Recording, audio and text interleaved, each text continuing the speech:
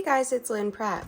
So you know, if you've done videos with me or done a class with me before, that I dislike masking fluid.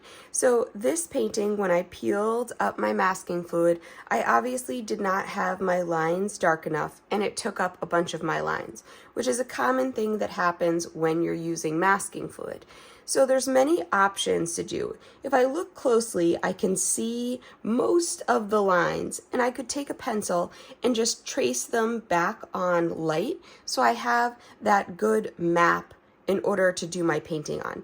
However, this is a very intricate line drawing, and there's lots of little lines in this area that will be hard to do that with. So what I do when I have something like this is I take the original line drawing that I used to transfer it onto the paper originally. So whenever I'm doing a class, I always provide a line drawing for you to transfer, so we're all working exactly from the same thing.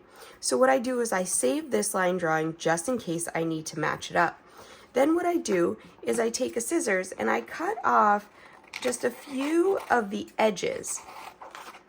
Not where lines would need to be transferred, but so that I could match up a few different places along my painting to match it back up and retransfer those lines.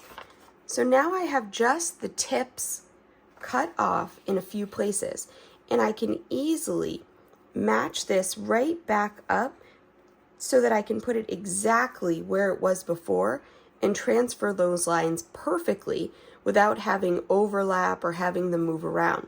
So you can see, as long as I line up all of those where I've already transferred lines from what I can see, I'll tape this back down, retransfer those lines because it's such a detailed drawing back on, and then I can go ahead and paint that fish again.